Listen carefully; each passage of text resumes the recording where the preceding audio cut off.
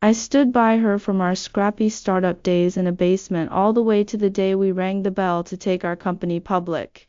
For 10 years she climbed step by step to the peak of the capital world, standing on my shoulders. Everyone assumed she would marry me.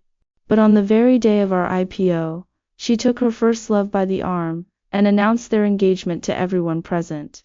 You mean so much to me, but he's the one I've always wanted. In that moment I finally understood. I was never her lover. I was just a tool she used to claw her way up. If she wanted to use me as a stepping stone, then I'd make sure she learned one thing. In the world of capital, the one who loves first never wins. The one who is ruthless does. The celebration banquet on the top floor of the Riverview Hotel was far from pleasant. Aren't you going to explain yourself? I walked up to Suwon and Lin Qingyuan, my eyes fixed on both of them. The flush faded from Suwon's cheeks, replaced by the cool, composed expression I knew so well. She patted the back of Lin Qingyuan's hand lightly, signaling him to wait, then took 2 steps toward me. Shizhou, she said, keeping her voice low, I'll explain everything to you later. This isn't the place. Then where is the place? I asked. The leaky shared apartment we crammed into 10 years ago, splitting one bowl of instant noodles between us. Or 5 years ago, when the company was on the brink of collapse and you held me crying, saying, Shizhou, it's just us now. With every word I spoke, Suwon's face grew paler. Lin Qingyuan frowned and stepped half a step forward, positioning himself slightly in front of Suwon in a protective gesture. Mr. Ju Wanwan, shut up. I didn't even glance at him, my gaze locked firmly on Suwon. I'm asking her. Suwon took a deep breath and met my eyes. There was no softness left in them, only resolve. Shizhou, I've told you before, you'll always be the most important, most trusted person in my life. Her voice was clear and calm, just as it was in board meetings. But some positions aren't earned just by being there a long time, or by going through hard times together. Qingyuan, he can give me a more stable future, and a more respectable life. Our marriage will also benefit the group's next phase of development. I almost laughed out of anger. Every word of hers stabbed straight into the softest part of my heart. I thought of all the late nights she'd fallen asleep on my shoulder, and how I'd stared at her tired profile, vowing to give her everything she deserved. I thought of how she'd come home crying after being mocked by clients for her background, and how I'd held her hand and said one day, everyone would look up to us. It turned out the best I'd fought so hard to build wasn't respectable enough in her eyes. It turned out the future I'd given her couldn't compare to a suitable marriage of convenience. Lin Qingyuan put his arm around Suwon's shoulder then, and spoke with the air of someone who had won. Mr. Ju, we both remember what you and Wanwan built together. We'll still rely on you for the group's affairs going forward. As for everything else, I hope you understand and that you'll wish us well. Wish them well? I stared at his hand on her shoulder, at the way she leaned slightly into him, and suddenly let out a low, bitter laugh. The sound rang out, oddly sharp in the suddenly silent hall. Good. Real good. I nodded and stepped back, letting my gaze drift slowly from Suwon's face to Lin Qingyuan's, then to the curious, awkward faces all around us. Suwon, I stood by you for 10 years. From nothing to ringing the IPO bell. What was all of it exactly? Suwon pressed her lips tight. After a long silence, she gave the answer that turned my heart to ice. You're my most trusted partner. The indispensable other half of Shizhou Group. But Qingyuan, she paused, her tone steady and sure, is the right person to stand by my side for the rest of my life. So 10 years of passion, sweat, and sticking together through thick and thin, had been filed away under partner in her book. I looked at her, and suddenly it all felt absurd. So absurd I couldn't even summon the energy to be angry. There was only endless emptiness, cold and hollow. I nodded, said nothing more, and turned to walk out of the banquet hall. Behind me I heard Lin Qingyuan murmuring reassurances, and Suwon's quiet sigh. I stepped into the elevator and shut all that suffocating glitter and glory behind me. The car descended and a weightless feeling settled in my chest. I leaned back against the cold metal wall, tilted my head up and watched the floor numbers tick by. 10 years of memories rewound in my head at a frantic pace. Her profile lit by the dim light of an urban village apartment as she ate instant noodles. The way we'd cried and laughed together on an empty street at night after landing our first big order. The financial crisis, when we'd mortgaged everything we had and held each other, shaking. And finally tonight, her on the arm of another man. That strange, shy, certain smile on her face as she announced their wedding. A wave of nausea rolled through my stomach. I doubled over, retching, but nothing came up. Only a sour burn scalded my throat. The elevator reached the ground floor and the doors slid open. I straightened up, adjusted my askew tie, and strode out into the bitter wind. Old Chun, my driver, pulled the car up. He took one look at my face and started in alarm. Mr. G, are you back to Binjiang Apartments? I pulled open the door and slid inside, my voice hoarse. Not to the office? Ms. Sue called earlier, I said, back to the apartments. I closed my eyes and cut him off. The car merged into traffic. The glittering city streaked past the window, falling away behind us. This city we'd spent 10 years conquering felt so strange, so cold right now.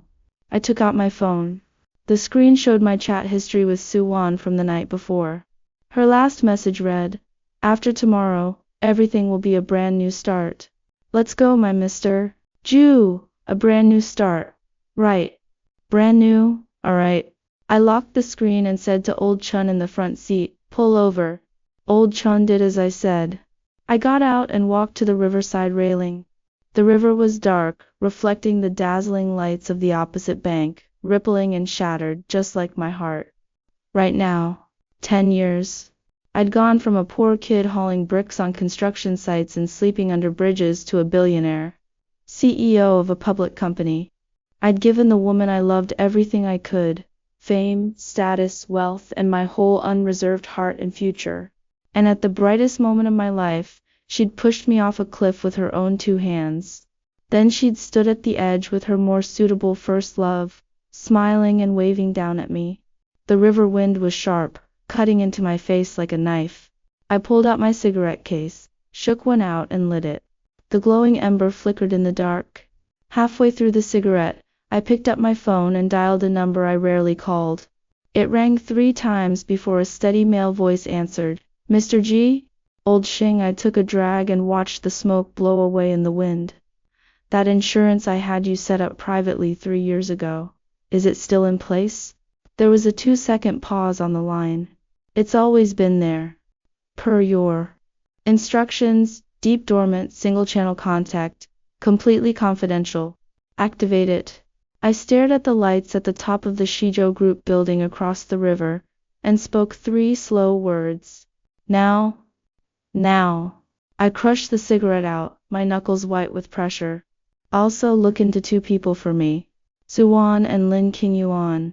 I want all their communication records, financial transactions, everyone they've met in private, every project they've touched over the past 3 months. No, past 6 months. The more detailed the better. Understood. Activation orders go out tonight. Materials will be with you by tomorrow night at the latest." Old Shing's voice didn't waver, like he'd just received a routine business instruction. Only he and I knew this insurance was something I'd secretly built in my own name 4 years ago, behind Suwan's back. Back then, it had just been a vague, unplaceable distrust of human nature, or a fear of how easily people change when huge sums of money are on the line. I'd found Old Shing, a top expert in business intelligence and risk management, and used completely independent funds and channels to plant absolutely loyal single-channel contacts in the group's most critical positions. They didn't take part in daily operations. They only reported irregularities to me on a regular basis. It was a deeply buried business immune system. I'd never thought I'd actually have to use it. I'd even told myself I was just being paranoid. How could Suwan betray me? We'd crawled out of the gutter together. But reality had slapped me harder than I ever could have imagined. "One more thing," I added, my voice as cold as the river wind. "Starting tomorrow, suspend all working capital payments at Shizhou Group that require my final approval. Hold every document that needs my signature. Use the reason that I'm unwell and need rest. Old Xing hesitated. Mr. Zhu, this will cause internal turmoil at the group. Especially right after the IPO, it's a sensitive period. Do it anyway. I cut him off. Let there be turmoil. Also, compile the valuation adjustment mechanism agreement we hold for Xinghui Technology, and the evidence.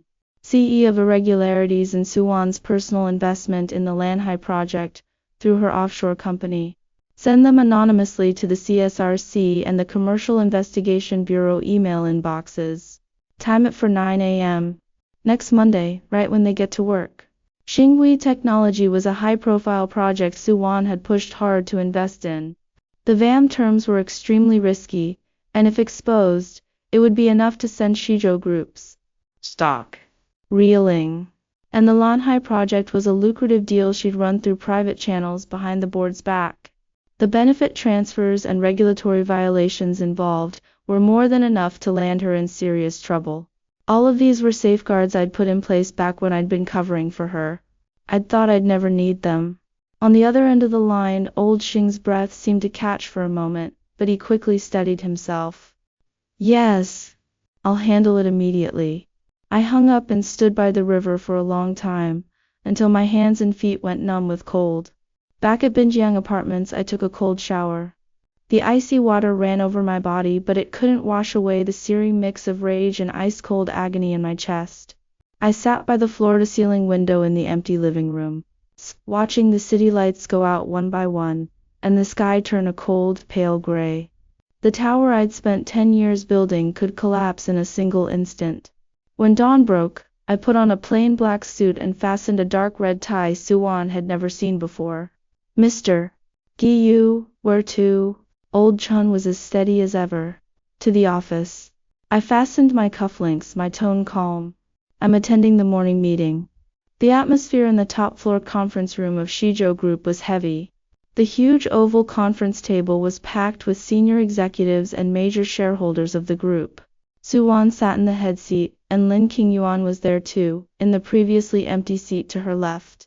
When they saw me walk in, every eye turned to me at once. Surprise, curiosity, doubt. Suwan looked up at me, as if about to say something. I walked straight to the far end of the table and sat down, facing her across the long expanse of wood. Let's begin. I opened the folder in front of me, my voice completely even. The morning meeting proceeded as scheduled, with each department reporting on post-IPO progress. But it was obvious to everyone that the key people in the room had other things on their minds. Finally, when it was the CFO's turn to report on working capital, he looked hesitant. Ms. Su, Mr. Gu, regarding the second payment for the overseas acquisition. Put it on hold. I cut him off without looking up. The conference room fell silent at once. Suwan looked at me, frowning slightly. Shizhou, we've already agreed on the payment schedule with the other side. Delaying will hurt our reputation, and could even sink the whole acquisition. Let it sink then. I closed my folder and looked up at her. Right now the group needs to conserve capital to handle post-IPO stock volatility. All non-essential large expenditures are suspended. That's my decision. But the board approved this acquisition. Suwan's voice rose, sharp with frustration. I'm the chairman. I have veto power. My tone was flat. Or does Miss Su think that as your partner I'm no longer qualified to weigh in on group decisions? Suwan's face paled. She clearly hadn't expected me to be so blunt in public. Lin Qingyuan squeezed her hand gently under the table and stepped in to smooth things over, his voice still mild. Miss Gu has a point. Stability is key right after an IPO. Wan, why don't we reassess the risks? I stared at his hand on hers and suddenly smiled. In what capacity is Mr. Lin attending Shizhou Group's senior management morning meeting? Shareholder, director, or MS. Su's fiancée? Lin Qingyuan's smile froze on his face. Suwan shot to her feet. Ju Shizhou, do you have to do this? Qingyuan is just here to observe, right? I cut her off, leaning back in my chair and scanning the room. Everyone, allow me to introduce you. This is Mr. Lin Qingyuan, Ms. Su's newly engaged fiancé. He may be taking a more active role in group affairs going forward. Consider this a formal introduction. A collective suppressed gasp rippled through the room, followed by murmurs. Clearly, not everyone had known the news in advance, and even those who hadn't expected me to lay it bare like this. Suwon's chest rose and fell rapidly as she stared at me, her eyes full of disappointment, anger, and a kind of hurt I couldn't quite place. Jushijo, we'll talk about this in private. She said it through gritted teeth. Fine. I stood up. Meeting adjourned, Miss. Sue, come to my office. My office was at the other end of the hallway, slightly smaller than hers, but with a far better view. I walked in and didn't sit down. I just stood by the window, my back to the door. Suwon followed and closed the door behind her. What exactly do you think you're doing? Her voice was tired and sharp with anger. That acquisition is critical to our next step into the European market. You know that. And back there in the meeting, you humiliated King Yuan in front of everyone. How much of a kickback did you promise the middleman for that acquisition? 5%? 8? I asked without turning around, staring out the window. The voice behind me cut off abruptly. I turned around slowly. Suwon stood by the door, her face draining of color as if she'd been punched straight in the face. How do you know that? Her voice trembled slightly. It doesn't matter how I know. I walked around behind my desk and sat down like a man conducting an interrogation. What matters is this. Suwon, when did you start using group funds to pave the way for yourself, or for your suitable fiancé? I didn't. Suwon hurried over to the desk, bracing her hands on the edge, her eyes glistening. That kickback is standard industry practice. And the group still benefits in the end. Shijo, you have to believe me. I would never hurt this company. We built it together. We? I repeated the word and suddenly it felt bitterly ironic. Suwon, the second you took Lin Qingyuan's arm and announced your engagement, there was no more we. There's just you and me. And you're Lin Qingyuan. You're still hung up on that? Suwon latched onto that, her voice rising with emotion. Yes, I admit I handled it badly. I should have told you first. But Shijo, we've been together 10 years. 10 years. Is a title really worth more than what we have? Marrying King Yuan is just the most practical choice. You'll always be the most important person to me. We can still be the way we were. The way we were? I cut her off, my voice cold as ice. Watch you come home every night and sleep in another man's bed? Watch you go everywhere together, accept everyone's congratulations, and I just keep being your most important partner. Working myself to the bone for you, making you money, propping up your business empire and your perfect little marriage. I stood up and stepped closer to her, staring her straight in the eye, and asked slowly, word by word, Suwon, what do you take me for? Some dog you can call and dismiss as you please that guards your house and begs for your scraps? That's not true. How can you say that? Tears finally spilled down Suwon's cheeks. What we have is love. It's family. It's a bond that goes beyond any label. Why do you have to measure it by marriage? Why can't you understand me? I need a more stable, more respectable marriage. Is that so wrong? Does that have to change what we have? Understand you? I let out a low, bitter laugh, heavy with desolation. Suwon, I understand you. I understand you perfectly. You always knew exactly what I wanted, and that's why you dared to hurt me like this. Because you were sure that no matter what you did, I'd understand you, support you, forgive you, and stay by your side like a loyal dog. Isn't that right? That's not it. Suwon shook her head, tears streaming down her face.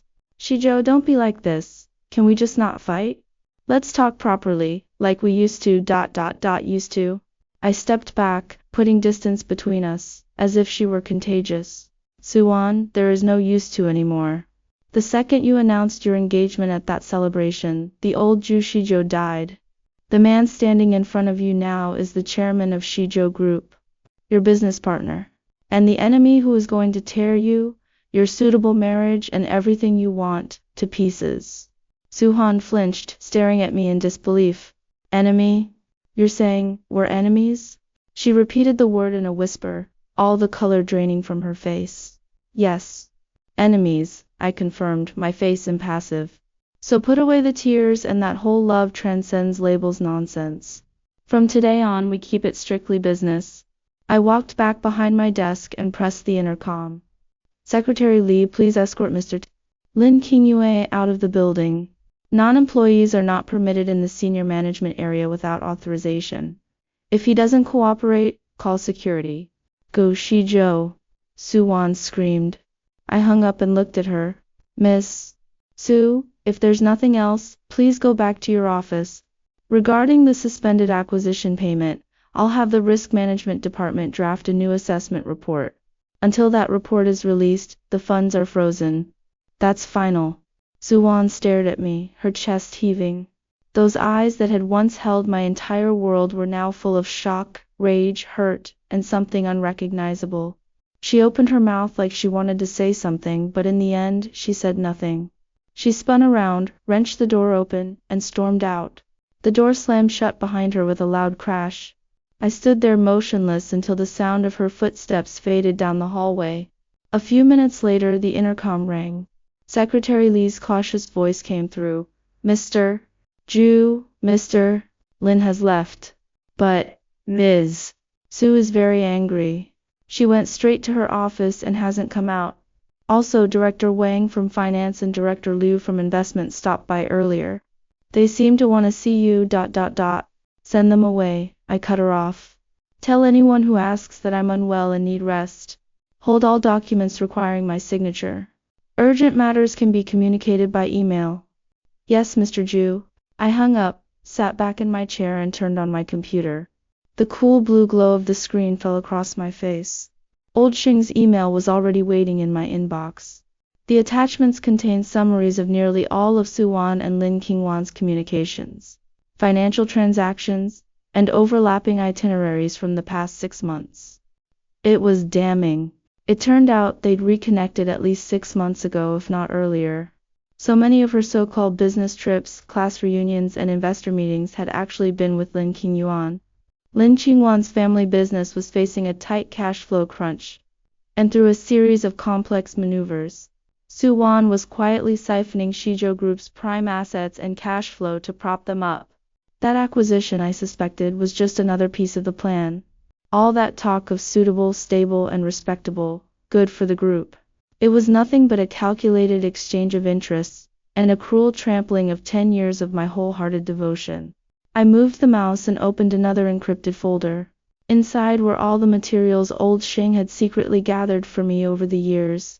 Records of every gray area in Su Wan's business dealings, and the dirty secrets of several major shareholders and executives within the group.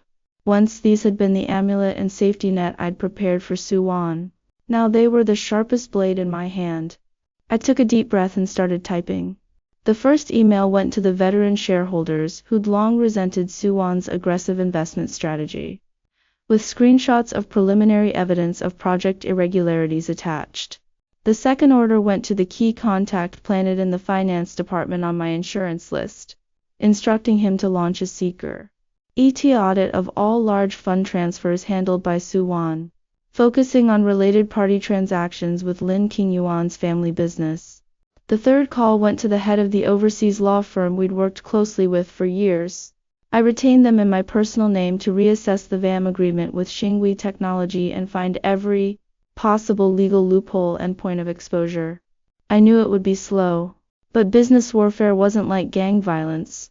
There were no gunshots, no bloodshed, but it was just as deadly, just as brutal. I needed patience. I wanted the traitors to watch everything they'd built rot and crumble from the inside with their own eyes.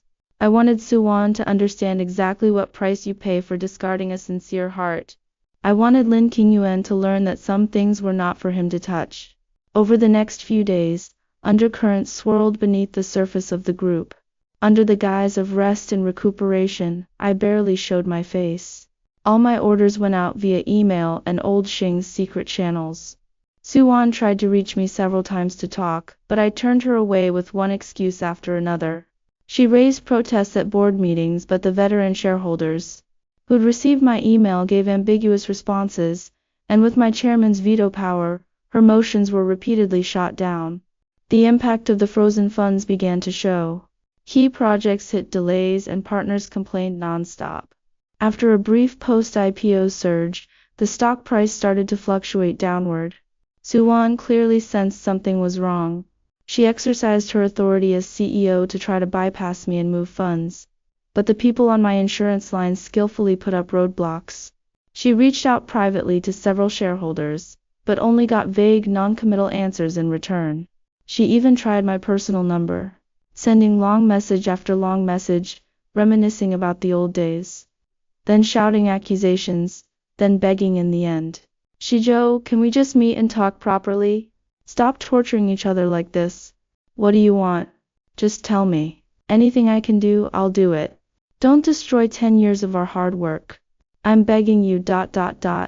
I read them, then deleted them without a flicker of emotion, and blocked her number. Torture? Torturing each other? When you drove a knife into my heart and smiled and asked why I was bleeding, did you never stop to think that was torture too? One afternoon a week later, word came from old Xing. The key loopholes in the Xinghui Technology VAM agreement had been found, and the evidence chain was mostly complete. Meanwhile, the anonymous tip-off materials about Suwon's personal irregularities in the Lanhai project had been delivered through special channels to the desks of the CSRC and an incorruptible official at the Commercial Investigation Bureau. The tip-offs are deliberately vague on direct evidence, but clear in implication, enough to trigger a formal investigation. Old Xing said over the encrypted call. Once the investigation starts, Shijo Group's stock price will definitely plummet. As the person directly responsible, Suwon will face at least an internal inquiry, possibly even temporary suspension. And the investigation will drag Lin Qingwan's family business into the spotlight. Their cash flow is tight right now. I don't think they can withstand any disruption. Good. I stared at the overcast sky outside the window. Turn up the heat over there. Leak word to several influential financial media outlets that Lin Qingwan's family business is trying to siphon Shijo's resources and shift risks through Suwon. No hard proof needed. Just hints. Understood. Also Mr.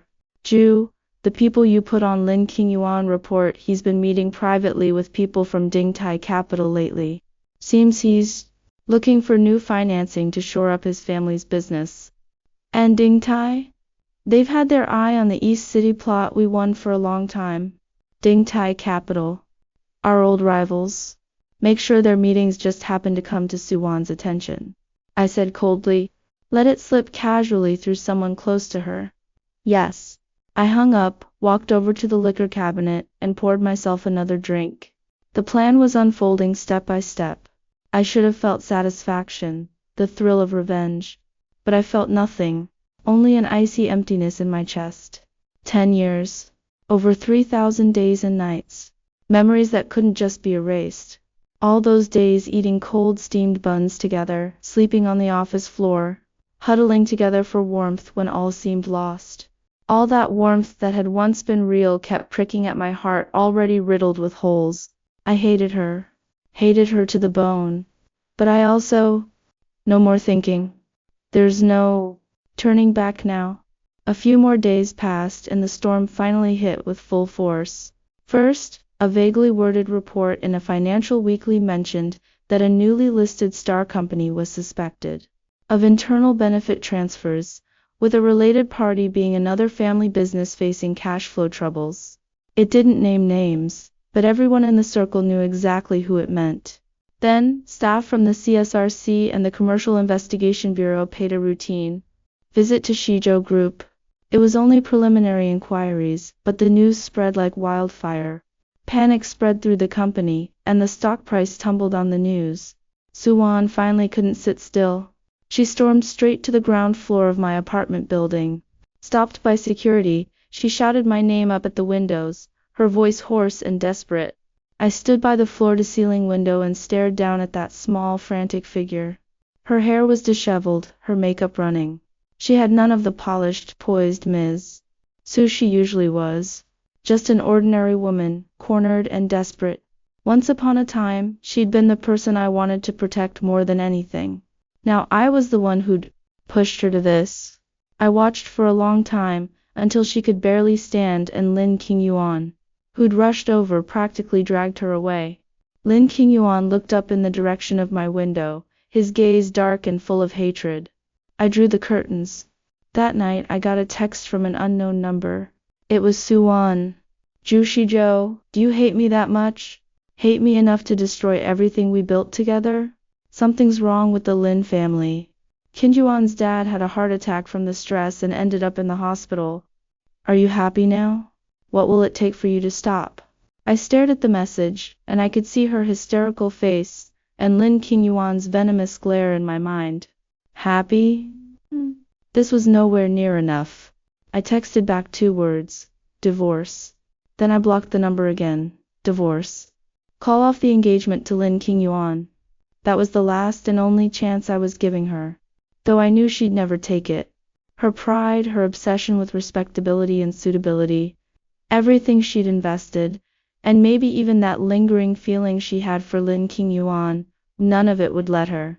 Sure enough, no reply came. Just as well. A few days later, an even bigger bomb dropped. First, a top financial influencer published an in-depth analysis of the Xinghui Technology VAM agreement details, pointing out the massive hidden risks and unfair clauses, directly blaming Shizhou Group's investment department for negligence, and even suggesting a possible quid pro quo. Shizhou's stock price crashed again. Right on its heels, rumors of Suwan's irregularities and suspected benefit transfers in the Lanhai project ran wild. There was no official confirmation, but it was enough for investors to vote with their feet. Pressure built inside the board. Several veteran shareholders signed a joint petition for an emergency meeting to discuss Suwan's position as CEO. As for the Lin family, after Dingtai Capital happened to leak news that they were desperate for financing, even willing to sell core technology, their already strained supply chain completely collapsed. Endless calls came from banks demanding repayment. Partners jumped ship one after another. They were on the brink of total collapse. Lin Qingyuan's father had reportedly suffered a stroke for real, and been admitted to the ICU. Everyone piles on when you're down.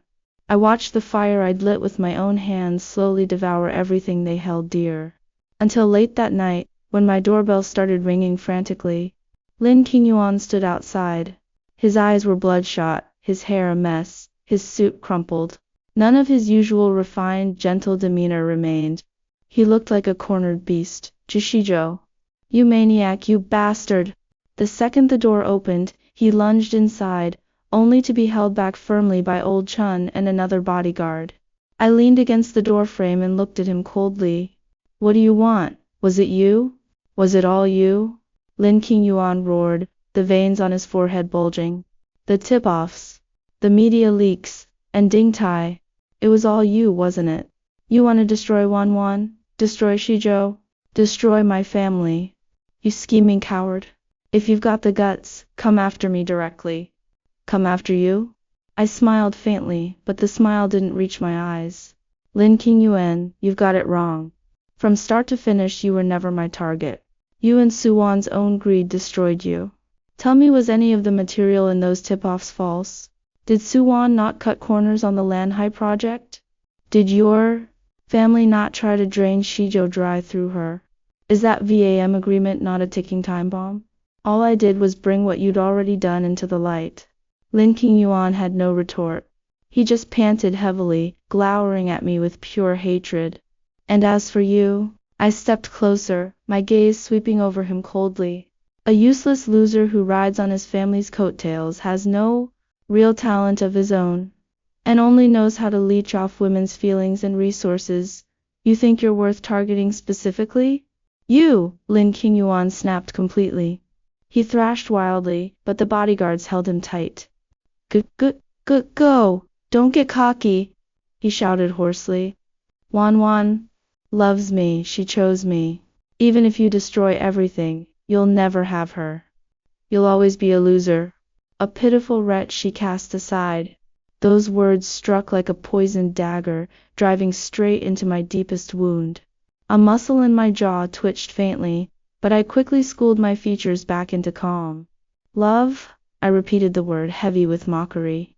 Lin Qingyuan, is there really such a thing as love between you and her? She chose you only because you feed that ridiculous little insecurity deep inside her. And you chose her only for Shijo Group in her hands, and the life-saving money your Lin family so desperately needs. You two really are made for each other. I waved a hand, signaling the bodyguards to drag him away. Throw him out. He's not to come within 100 feet of this place ever again. Shijo, you'll get what's coming to you. You'll pay for this. Lin Qingwan's curses echoed down the hallway, fading into the distance. I closed the door, leaned my back against the cold wood, and slowly slid down to the floor. Sharp stabbing pains throbbed in my chest. Loser. Pathetic wretch. He was right. When it came to love, I had lost. Completely and utterly. But soon that sting was swallowed up by colder, harder hatred. I wouldn't be a pathetic wretch forever. I would be the one who put an end to all of this, with my own 2 hands. A few days later, an emergency board meeting was held at Shijo Group. I attended. It was my first public appearance since the storm broke. The atmosphere in the conference room was thick enough to cut with a knife. All directors and senior executives were present. Su-won sat across from me, pale with heavy dark circles under her eyes, but her back was ramrod straight, clinging to the last shred of her dignity. Lin Qingyuan was not there. He had no right to be. The meeting went straight to the point: whether Su-won should remain as CEO, and how to handle the current crisis. Several veteran shareholders led the attack, their words sharp. They pointed to Su-won's recent string of bad decisions and suspected violations, which had caused massive losses and reputational damage to the group, and demanded she resign immediately to take responsibility and submit to an internal investigation. Su-won argued fiercely, shifting some blame to market conditions and some to malicious slander and internal sabotage. Her gaze swept over me again and again, full of rage and accusation. I stayed silent, tapping my fingers lightly on the table until everyone had spoken. I agree with Director Wang and Director Li. I spoke slowly, my voice quiet, but it silenced the entire room at once. Su-won whipped her head toward me, her eyes wide with disbelief that I would say those words out loud. As CEO, Ms. Su-won's recent actions have caused incalculable losses and risks to the group. Until the CSRC and the Commercial Investigation Bureau reach a clear conclusion. To stabilize the situation and reassure investors, I propose that Ms. Su-won be suspended from all duties as CEO, with Vice President Chang serving as acting CEO in her place. At the same time, the group will immediately form an independent investigation team to conduct a thorough review of all related matters. I said it all in one breath, my tone strictly business. Shijo. Su-won shot to her feet, her voice shaking with fury. What gives you the right? Who do you think you are? We built Shijo together. Without me, there would be no Shijo today. By right of being chairman, and holding the largest voting stake. I lifted my eyes and looked at her calmly, my gaze as cold as if I were staring at a stranger. By right of the fact that your actions right now are destroying the Shijo we built. Su-won, you taught me to keep business and personal matters separate. Separate business and personal? Su-won laughed, a shrill, desperate sound. Shijo, you're doing this just because I chose Qingyuan over you, aren't you? You're getting revenge. Using these dirty tricks to get back at me. What do you get out of destroying me, destroying Shijo? I get justice. I met her blazing gaze and spoke slowly, each word clear. I get accountability to the shareholders, to the employees, to everything we built. As for you and Lin Qingyuan, I paused, letting my eyes sweep the room. That's your personal business. It has nothing to do with this board meeting. Finally, the vote was held. With my backing and the support of several veteran directors, the motion passed by an overwhelming majority. Su-won was suspended as CEO on the spot and ordered to cooperate with the investigation. All the strength seemed to drain out of her. She slumped back in her chair, ashen, and said nothing more. After the meeting, everyone left. Only she and I remained, separated by the long, empty table. Slowly she lifted her head and looked at me. Her eyes were bloodshot, but there were no tears, only dead, hollow hatred. Shijo, you win. Her voice was rough and hoarse. I never wanted to win or lose against you. I stood and straightened my suit jacket. You're the one who turned what we had into a war. Why? She murmured, as much to herself as to me. How did we end up like this? We used to. There is no we anymore, Suwon. I cut her off, my voice heavy with exhaustion and ice. From now on, you're you, and I'm me. I'll take over Shijo Group. As for you and Lin Qingyuan, you're on your own. With that I didn't look at her again. I turned and walked toward the door. Zhu Shizhou, she called after me, her voice sharp and raw. I didn't slow down. You'll regret this. You'll regret it, I swear. I pulled the door open and stepped outside. Regret? Maybe. But more than regret, I feared spending the rest of my life in the shadow of that betrayal. Trapped in the skin of that pitiful, insignificant partner. After Suwon's suspension, the investigation team moved in quickly. Without her interference, and with the perfectly timed leads from old Xing. The irregularities in the Lanhai project were soon verified, with irrefutable evidence. The risks of the Xinghui Technology VAM agreement were fully exposed, and the massive potential losses came to light. The Lin family's situation went from bad to worse. Besieged on all sides, they officially declared bankruptcy and liquidation. Lin Qingyuan's father didn't make it. He died in the ICU. Lin Qingyuan himself was taken in for investigation on suspicion of economic crimes. Word had it he'd tried to implicate Suwon in a panic, but there wasn't enough evidence. Everyone piles on when you're down. The once glorious young master of the Lin family had become a homeless stray, a prisoner behind bars. Suwon tried to use her last remaining resources to turn things around, even asked to negotiate terms with me, but I refused to see her. Her shareholdings had shrunk drastically amid the string of scandals, and her influence on the board had plummeted. With old Xing's help, I quickly stabilized the group internally. The stock price had gone through a painful adjustment, but the foundation was intact. If anything, the painful cleansing had cleared the way for new growth. I officially took office as acting CEO, assuming full control of the group's affairs. No one mentioned Suwon anymore. That name, and everything that came with it, became an unspoken taboo inside Shijo Group. 3 months later, on a drizzly gray afternoon, I got a call from the detention center. Lin Qingyuan wanted to see me. I went. Behind the thick glass he wore a prison uniform, unshaven with sunken eyes. In just a few months he looked 20 years older. None of his old handsome gentleness remained, only numb, hollow defeat. He picked up the phone, looked at me, and his first words were, "Happy now?" I said nothing. My family's gone. My dad's dead. And I'm in here. He tugged at the corner of his mouth, trying to smile, but it looked worse than a cry. Wanwan's ruined too. Disgraced, nothing left. Gu Shizhou, you won. You won everything. I told you. I didn't set out to win. I spoke calmly. You chose this path yourselves. Our path? Lin Qingyuan suddenly grew agitated, his voice rising. Zhu Shizhou, don't act like you're innocent. If you hadn't pushed so hard, if you hadn't used all those dirty tricks, how would we have ended up like this? How would Wanwan have? I pushed you. I cut him off, my voice turning cold.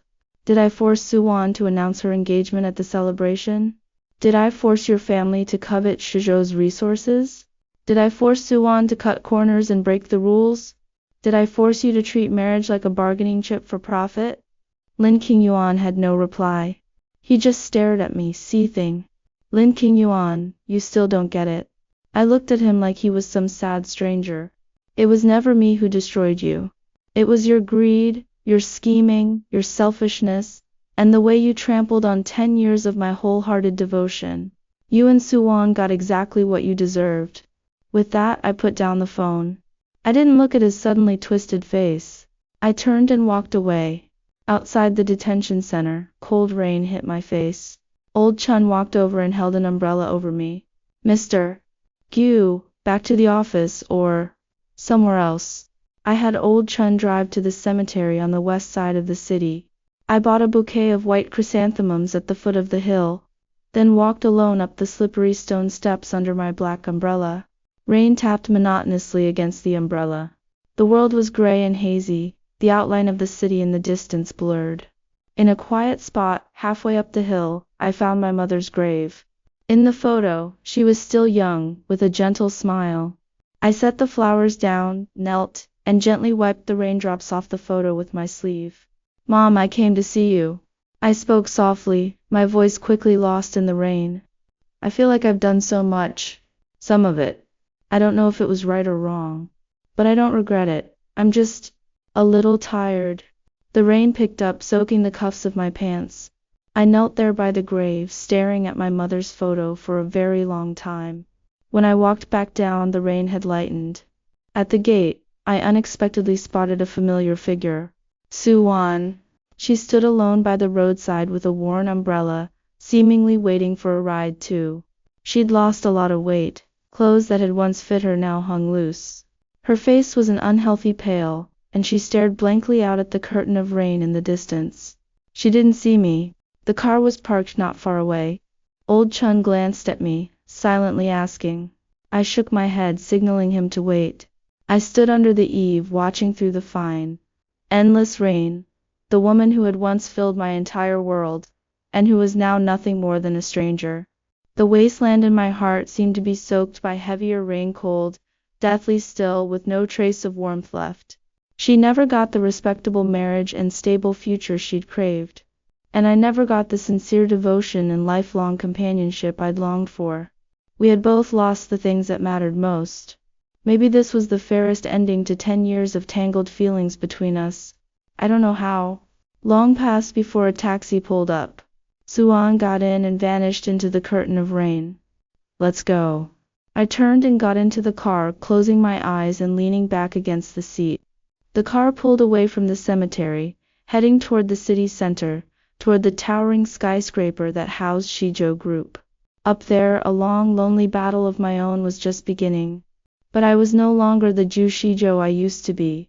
The man who would throw everything into love, who would pour his whole heart and soul into one person. He had died the night of the IPO celebration. What remained was the man in control of Shizhou Group, a man forged by betrayal into someone with a heart of steel. The cityscape streaked past the window. The windshield wipers moved in steady rhythm, swiping away the rain to reveal a world that shifted constantly between clear and blurred. My phone buzzed once. It was an encrypted message from Old Xing. "Mr. Gu, the assessment report for the core patents acquired from the Lin family's bankruptcy is ready. They hold considerable value.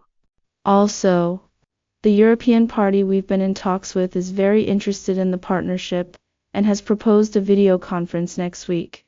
I picked up my phone and replied briefly. "Arrange the meeting. Proceed with the patents as planned." When I was done, I locked the screen. The dark glass reflected my own expressionless face. The revenge was over. Life went on. Only from this day forward there was no one left in my world but me. After 10 years of building a startup and taking the company public together, the hero devoted everything to supporting the heroine. Yet she announced her engagement to her old flame at the IPO celebration, merely using the hero as a ladder for her career. To prop up her lover's family, she embezzled corporate resources secretly, and created severe operational risks. Seeing through her selfish schemes, the hero made calm plans, exposed irregular transactions, and regained full control of the enterprise. The story warns that neither love nor business can survive calculated self-interest. Relationships built on trading sincerity for benefits are doomed to collapse.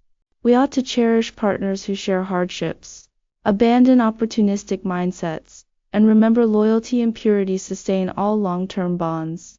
Those who betray trust will reap bitter consequences.